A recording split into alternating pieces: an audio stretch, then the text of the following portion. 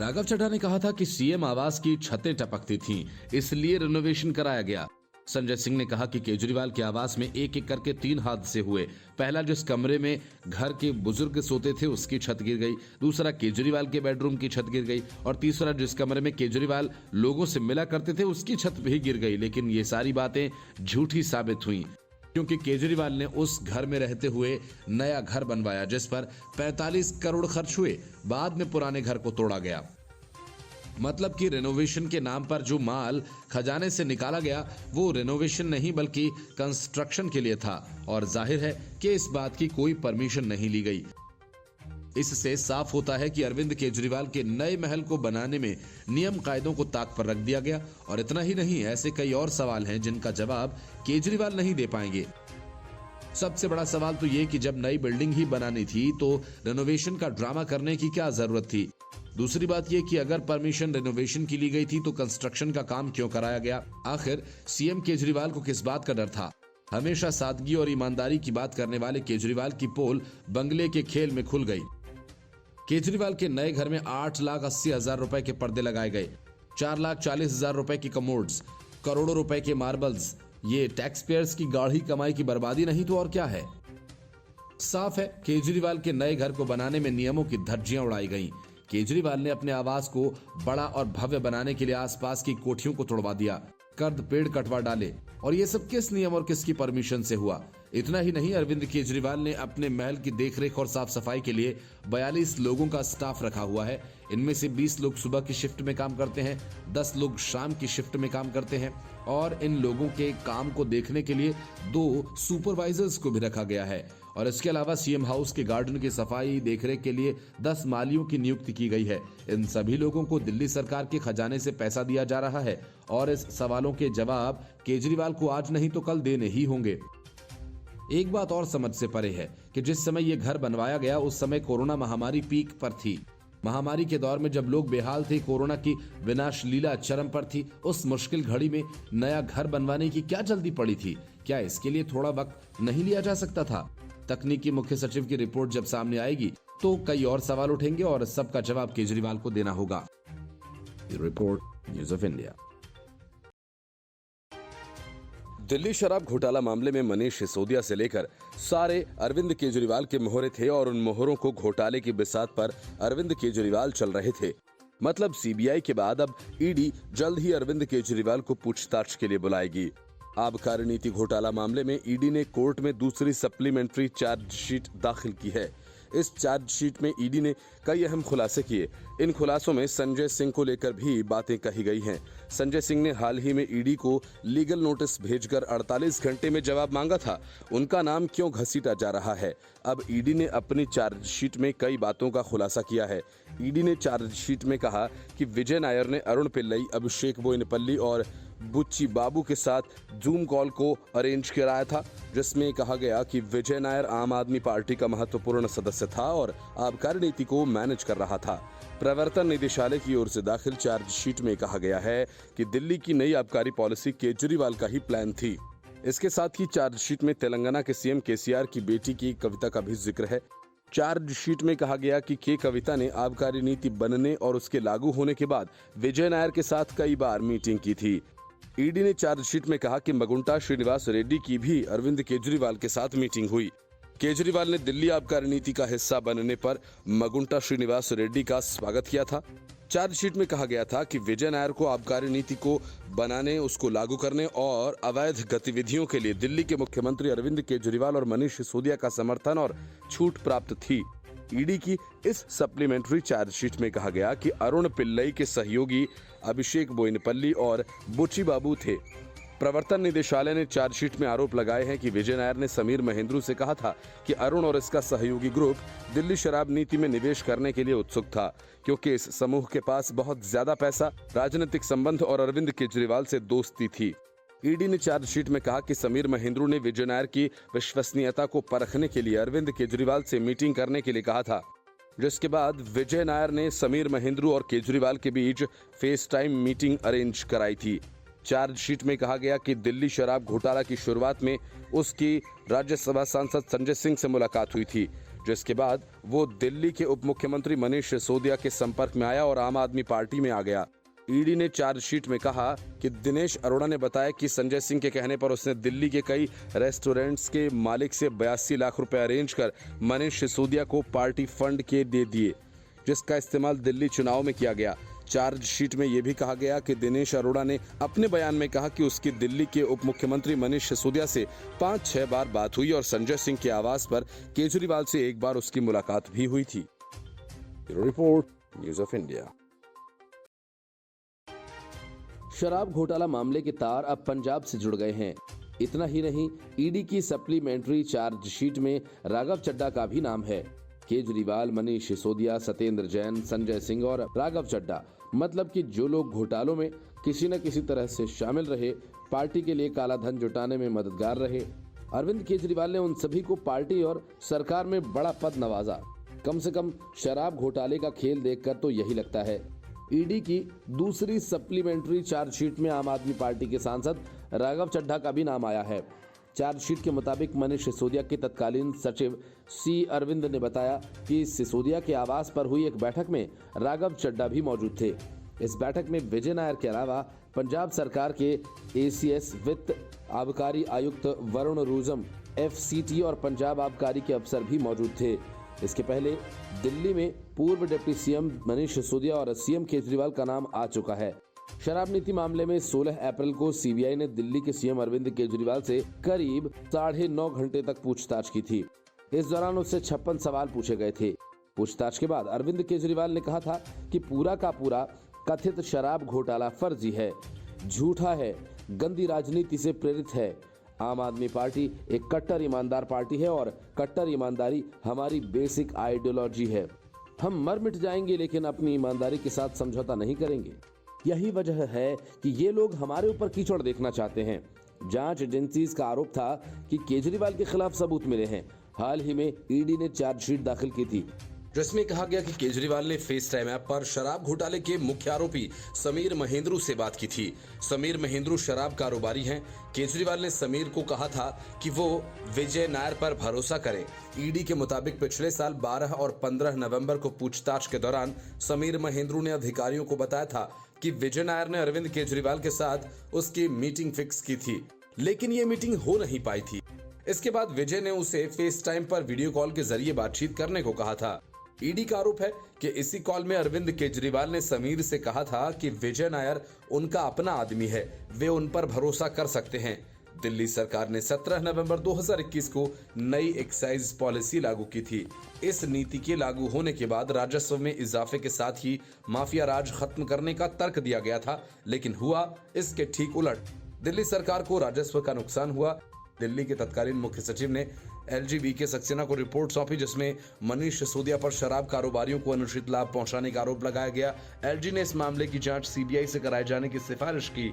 LG की सिफारिश के बाद सीबीआई ने 17 अगस्त 2022 को केस दर्ज कर जांच शुरू की और इस केस में मनीष सिसोदिया समेत 15 लोगों को आरोपी बनाया गया।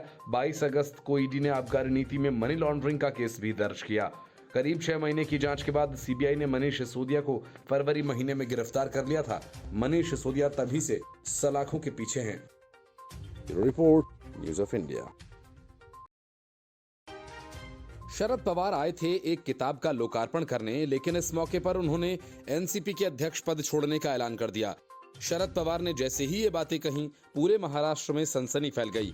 ये सब इतना अचानक हुआ कि मंच पर बैठे नेताओं से लेकर मौजूद लोग चौंक पड़े। अब एनसीपी अपने नए अध्यक्ष का चुनाव करेगी। अब पार्टी की कमान किसके हाथों में होगी, अजीत पवार या फिर सुप्रिया सुले? चर्चाओं का बाजार गर्म हो रहा है। अजीत पवार ने शरद पवार की इस बड़ी घोषणा पर कहा कि कमेटी जो भी फैसला लेगी वो मान्य होगा। उन्होंने कहा कि शरद पवार ने उम्र को देखकर ये फैसला लिया है। अजीत पवार ने ये भी कहा कि एनसीपी का मतलब ही शरद पवार है, जो भी अन्य नया अध्यक्ष होगा उनके साथ है, कार्यकर्ता चिंता न करें। शरद पवार के इस्तीफे के ऐलान पर संजय राउत ने कहा, एक समय था जब गंभीर आरोपों पर शिवसेना चीफ बाला साहेब ठाकरे ने शिवसेना प्रमुख के पद से इस्तीफा दिया था। बाला साहेब ने जनता की मांग पर अपना इस्तीफा वापस ले लिया था। देश की राजनीति और सामाजिक मुद्दों की शरद पवार मुखर आवाज बने। शरद पवार ने अध्यक्ष पद से रिटायरमेंट का फैसला सुनाते हुए कहा कि मैं अब पद पर नहीं रहूंगा, साथ काम करूंगा। भावुक कार्यकर्ताओं से शरद पवार ने कहा कि मैं सिर्फ अपने पद से हट रहा हूं, पार्टी से नहीं। लेकिन अध्यक्ष पद से अपने रिटायरमेंट का ऐलान करते वक्त शरद पवार ने 2 बड़ी बातें कही जिसके बड़े सियासी मायने हैं।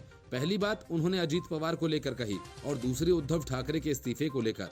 उन्होंने कहा कि मेरे लिए ये बात चौंकाने वाली थी कि अजीत ने अचानक बीजेपी के साथ जाकर डिप्टी सीएम पद की शपथ क्यों ली। जब मैंने सोचना शुरू किया कि अजीत ने ऐसा फैसला क्यों किया, तब मुझे यह एहसास हुआ कि सरकार गठन में कांग्रेस के साथ चर्चा इतनी सुखद नहीं थी। उनके व्यवहार के कारण हमें हर रोज सरकार गठन पर चर्चा में दिक्कतों का सामना करना पड़ रहा था। हमने चर्चा में बहुत नर्म रुख अपनाया था, लेकिन उनकी प्रतिक्रिया स्वागत योग्य नहीं थी। ऐसी ही एक मुलाकात में मैं भी आपा खो बैठा और मेरा मानना था कि यहाँ आगे कुछ भी चर्चा करने का कोई मतलब नहीं है, जिससे मेरी ही पार्टी के कई नेताओं को झटका लगा था। अजीत के चेहरे से साफ जाहिर हो रहा था कि वह भी कांग्रेस के इस रवैये से खफा हैं। मैं बैठक से चला गया, लेकिन पार्टी के अन्य सहयोगियों से बैठक जारी रखने के लिए कहा। कुछ समय बाद मैंने जयंत पाटिल को फोन किया और बैठक की प्रगति के बारे में पूछा। उन्होंने मुझे बताया कि अजीत पवार मेरे तुरंत बाद चले गए। मैंने नहीं सोचा था कि उस समय कुछ गलत होगा। इस तरह के विद्रोह को तोड़ने के लिए, सभी विधायकों को वापस लाने के लिए मैंने तत्काल पहला कदम उठाया। उन्होंने कहा, वाईईबी चौहान केंद्र में मैंने बैठक बुलाई। उस दौरान बैठक में 50 विधायक मौजूद थे, मतलब कि बगावत होगी नहीं। शरद पवार ने कहा कि हमें अंदाजा नहीं था कि उद्धव के मुख्यमंत्री बनने के बाद से ही शिवसेना में बगावत शुरू हो जाएगी, लेकिन शिवसेना का नेतृत्व करने वाले संकट को संभाल नहीं सके और बिना संघर्ष किए उद्धव ने इस्तीफा दे दिया, जिसके कारण एमवीए सरकार गिर गई। एनसीपी प्रमुख ने कहा कि सरकार चलाने के दौरान उद्धव की कुछ मर्यादाएं थीं और वह मंत्रालय में सिर्फ 2 से 3 बार जा रहे थे, जो हमें पसंद नहीं आ रहा था। बाला साहेब ठाकरे से बातचीत में सहजता नहीं मिलती थी, उसमें उद्धव की कमी थी। उनके स्वास्थ्य और डॉक्टर की नियुक्ति को देखते हुए मैं उनसे मिलता था। मुख्यमंत्री के रूप में राज्य से संबंधित सभी समाचार होने चाहिए। सभी ने महसूस किया कि ये कमी थी और इसका मुख्य कारण अनुभव की कमी थी। लेकिन एमवीए सरकार गिरने से पहले जो स्थिति बनी थी, उद्धव ने कदम पीछे खींच ली और मुझे लगता है उनका स्वास्थ्य इसका मुख्य कारण था। Report news of India. Kerala की कम्युनिस्ट सरकार और वहां की विपक्षी पार्टी कांग्रेस दोनों इस बात पर आमादा है कि चाहे जैसा भी हो, film the Kerala story release न हो पाए। फिल्म को 5 मई को रिलीज होना है और उसे रोकने के लिए कपिल सिब्बल और निजाम पाशा सुप्रीम कोर्ट पहुंच गए और फिल्म को रोक लगाए जाने की मांग करने लगे। सुप्रीम कोर्ट ने इस मामले पर तत्काल सुनवाई करने से इनकार कर दिया। सुप्रीम कोर्ट के जज जस्टिस के.एम. जोसेफ ने इस फिल्म पर रोक लगाने वाली मांग को लेकर कहा कि आपको हाईकोर्ट जाना चाहिए या इस मामले को सुप्रीम कोर्ट के चीफ जस्टिस के पास रखें। Justice KM. जोसेफ और बीवी नागरत्ना की पीठ ने कहा कि फिल्म की रिलीज को चुनौती देना एक उचित उपाय नहीं है। Justice KM. जोसेफ और जस्टिस बीवी नागरत्ना की बेंच ने याचिका पर सुनवाई करते हुए सवाल किया कि आप पहले हाईकोर्ट क्यों नहीं गए। फिल्म को सेंसर बोर्ड ने पास किया है, पूरे प्रोसेस से गुजरी है। इस पर एडवोकेट पाशा ने गुहार लगाई, माय लॉर्ड, आप एक बार ट्रांसक्रिप्ट देख लें। फिल्म इसी सप्ताह रिलीज हो रही है। कोर्ट में मौजूद सीनियर एडवोकेट कपिल सिब्बल ने दलील दी, लॉर्डशिप, बस एक बार फिल्म की ट्रांसक्रिप्ट देख लें। ट्रेलर के अब तक 16 मिलियन से ज्यादा व्यूज हो चुके हैं। कल तक हम सब्सटेंशियल याचिका दाखिल कर देंगे। हालांकि बेंच कपिल सिब्बल के इस तर्क से सहमत नहीं दिखी और कहा कि उन्हें मामले को पहले चीफ जस्टिस डीवाई चंद्रचूड़ के सामने मेंशन करना चाहिए था। सिब्बल ने कहा कि हम जब तक सीजेआई चंद्रचूड़ के सामने मेंशन करेंगे तब तक तो फिल्म रिलीज हो जाएगी। इस पर जस्टिस नागरत्ना ने कहा कि आपको हमेशा सीधे यहाँ नहीं आना चाहिए। जस्टिस जोसेफ ने सवाल किया कि क्या ये फिल्म केरल के बारे में है। इस पर सिब्बल ने कहा हाँ। जस्टिस जोसेफ ने आगे कहा कि किसी भी रिलीज का ये कोई तरीका नहीं होता। केरल स्टोरी 5 मई को रिलीज हो रही है। इस फिल्म के निर्माता विपुल शाह और डायरेक्टर सुदीप्तो सेन हैं। फिल्म में केरल से 32,000 महिलाओं के लापता होने की पड़ताल की गई है। फिल्म में कथित तौर पर दिखाया गया कि केरल से लापता महिलाएं इस्लामिक स्टेट से जुड़ गईं। इस फिल्म को लेकर खासा विवाद पैदा हो गया और 2 धड़े नजर आ रहे हैं। एक इसे प्रोपेगेंडा करार दे रहा है तो दूसरा केरल की हकीकत बता रहा है। केरल के मुख्यमंत्री पिनरई विजयन ने फिल्म डायरेक्टर्स की आलोचना की और कहा कि इस फिल्म में लव जिहाद के मुद्दे को उठाया गया और इसके जरिए आरएसएस के एजेंडा को आगे बढ़ाया जा रहा है। विजयन ने कहा कि पहली नजर में फिल्म केरल के खिलाफ प्रोपेगेंडा नजर आती है और इसका मकसद सांप्रदायिक सद्भावना बिगाड़ना है। कांग्रेस के वरिष्ठ नेता शशि थरूर ने ऐलान किया कि जो ये साबित कर देगा कि केरल से 32,000 महिलाएं लापता हुई, उन्हें 1 करोड़ रुपए का इनाम देंगे। कांग्रेस नेता ने भी फिल्म का प्रोपेगेंडा बताया। बीजेपी आईटी सेल के प्रमुख अमित मालवीय ने फिल्म के समर्थन में ट्वीट करते हुए लिखा कि केरला स्टोरी केरल की वास्तविक सच्चाई दिखाती है, किस तरीके से राज्य का इस्लामीकरण हो गया और लव जिहाद का खतरा बढ़ा है, इसे समझना होगा। Report, news of India. Sharad Pawar को ऐसे ही सियासत का चाणक्य नहीं कहा जाता। पार्टी का अध्यक्ष पद छोड़ते वक्त उन्होंने 2 बातें कही और उन बातों के बीच से एनसीपी के भविष्य का रास्ता और नेता निकलेगा। पहली बात, उन्होंने अजीत पवार के बीजेपी के साथ डिप्टी सीएम का शपथ लेने का जिक्र किया और उसके कारण भी बताए, जिस वजह से अजीत पवार ने वो फैसला किया। इस पूरे घटनाक्रम के लिए शरद पवार ने कांग्रेस को जिम्मेदार ठहराया, जिसकी हठधर्मिता की वजह से खुद नाराज हो गए थे और बैठक छोड़कर निकल गए। दूसरी बात, उद्धव ठाकरे के इस्तीफे, उनकी अनुभवहीनता, सहजता से बात नहीं करने की आदत और फिर उनके स्वास्थ्य। इन सारी बातों से जो संकेत निकले, उसका मतलब ये कि सीएम रहते उद्धव ठाकरे के कामकाज के तरीके से वे खुश नहीं थे। उन्हें इस बात का भी मलाल है कि ठाकरे ने बिना किसी संघर्ष के सामना किए इस्तीफा दे दिया। एनसीपी का नया निजाम होगा, नई कमान होगी। सवाल वही, कांग्रेस और उद्धव ठाकरे का तरीका ऐसे ही रहा तो गठबंधन को भी मुश्किल का सामना करना पड़ सकता है, क्योंकि अब तक शरद पवार अपने बूते सब कुछ ठीक करके चल रहे थे, लेकिन नए नेतृत्व के पास उतना धैर्य होगा कि नहीं, कहना मुश्किल है। शरद पवार के ऐलान के बाद संजय राउत ने अपनी पहली प्रतिक्रिया में बाला साहेब ठाकरे की चर्चा की और कहा कि कार्यकर्ताओं के दबाव में उन्हें अपना इस्तीफा वापस लेना पड़ा था। लेकिन संजय राउत के इस बयान का अजीत पवार ने तुरंत खंडन कर दिया और साफ कहा कि अब वे इस्तीफा वापस नहीं लेंगे। संजय राउत और अजीत पवार के रिश्ते तल्ख रहे हैं और आगे इसका असर उद्धव ठाकरे के साथ एनसीपी के रिश्तों पर देखा जा सकता है। शरद पवार के फैसले से निराश संजय राउत ने कहा कि एक समय में गंदी राजनीति और आरोपों से तंग आकर शिवसेना सुप्रीमो बाला साहेब ठाकरे ने भी शिवसेना प्रमुख पद से इस्तीफा दे दिया था और ऐसा लगता है कि इतिहास ने खुद को दोहराया है, लेकिन शिवसैनिकों के प्यार के कारण उनको अपना फैसला वापस लेना पड़ा। बाला साहेब के तरह पवार साहब भी राज्य की राजनीति की आत्मा हैं। अपने अलग ट्वीट में उन्होंने कहा कि वो रोटी पलटने की बात कर रहे थे, लेकिन उन्होंने सिर्फ तवा पलटा है। शिवसेना नेता संजय राउत ने बीते हफ्ते ही शरद पवार के रोटी पलटने के मतलब की व्याख्या की थी और कहा था कि यहाँ मेरी जानकारी और समझ कहती है उसके मुताबिक वह अपनी पार्टी में किसी बदलाव की बात कह रहे होंगे। Report, news of India. Rahul Gandhi को गुजरात हाईकोर्ट से भी निराशा हाथ लगी। कोर्ट ने उन्हें किसी किस्म का अंतरिम राहत देने से इनकार कर दिया। हाईकोर्ट ने राहुल गांधी की याचिका पर फैसला सुरक्षित रख लिया है। कोर्ट ने कहा कि मामले के अंतिम सुनवाई पूरी होने के बाद ही अंतिम फैसला देना उचित होगा। जस्टिस हेमंत प्रच्छक ने साफ किया कि सुनवाई पूरी होने के बाद फैसला सुरक्षित रख लेंगे। छुट्टी के दौरान कोर्ट फैसला लिखेगी। सूरत जिले की एक कोर्ट ने मोदी सर ने मामले में दायर किए गए आपराधिक मानहानि के मामले में दोषी पाते हुए राहुल गांधी को 2 साल की सजा सुनाई थी, जिसके बाद उनको संसद की सदस्यता से अयोग्य घोषित किया गया था। जस्टिस हेमंत एम प्रच्छक की पीठ के समक्ष शिकायतकर्ता पूर्णेश मोदी की ओर से वरिष्ठ अधिवक्ता निरुपम नानावटी पेश हुए। उन्होंने कहा कि अपराधों की गंभीरता सजा इस स्तर पर नहीं देखी जानी चाहिए। राहुल गांधी की अयोग्यता कानून के तहत हुई है। इस बीच जज ने एक आदेश पारित कर इसमें ट्रायल कोर्ट को उनके सामने मूल रिकॉर्ड और मामले की कार्यवाही पेश करने का निर्देश दिया गया। नानावटी ने कहा कि राहुल गांधी को कोर्ट ने अयोग्य नहीं ठहराया है। अयोग्यता संसद की ओर से बनाए गए कानून के संचालन की वजह से हुई है। उनका मुख्य निवेदन ये है कि वे 8 साल के लिए राजनीतिक करियर से बाहर हो जाएंगे। उन्होंने राहुल गांधी की एक प्रेस कॉन्फ्रेंस से संबंधित एक समाचार रिपोर्ट पढ़ी, जिसमें राहुल गांधी के कथित तौर पर ये कह रहे हैं कि मैं गांधी हूं, सावरकर नहीं और माफी नहीं मांगूंगा। शिकायतकर्ता के वकील ने कहा कि राहुल गांधी ने कहा कि वह सजा, जेल से डरने वाले नहीं हैं और वह जीवन भर के लिए अयोग्य ठहराए जाने पर भी पीछे हटने वाले नहीं हैं। उनका ये सार्वजनिक स्टैंड है, लेकिन यहाँ कोर्ट के सामने उनका स्टैंड अलग है। अगर आपका यही स्टैंड है तो यहाँ कोर्ट में याचिका के साथ न आए और रोते हुए बच्चे के जैसे नहीं रोना चाहिए। या तो सार्वजनिक रूप से किए गए अपने बयान पर स्टैंड पर टिके रहें या कहें कि आपकी मंशा कुछ और थी। नानावटी ने कहा कि उनके खिलाफ कुल 12 मानहानि के मामले हैं। पुणे में सावरकर को लेकर की गई टिप्पणी के संबंध में उनके खिलाफ अन्य शिकायतें हैं। वह एक राष्ट्रीय राजनीतिक पार्टी के नेता हैं जिसने देश पर 40 साल तक शासन किया, लेकिन अगर वह इस तरह के बयान दे रहे हैं तो उन्हें सबक सिखाया जाना चाहिए।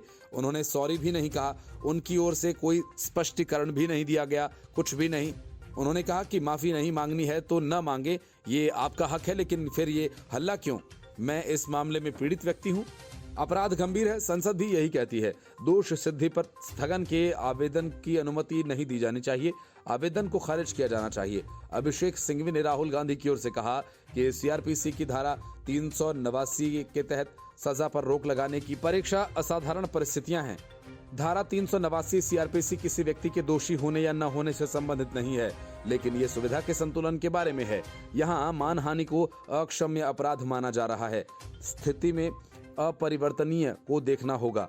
एक निर्वाचित व्यक्ति लोगों का प्रतिनिधि होने का अधिकार खो देता है जो अपरिवर्तनीय है। वह अगला सत्र, बैठकें आदि किसी में हिस्सा नहीं ले पाएंगे। Report news of India.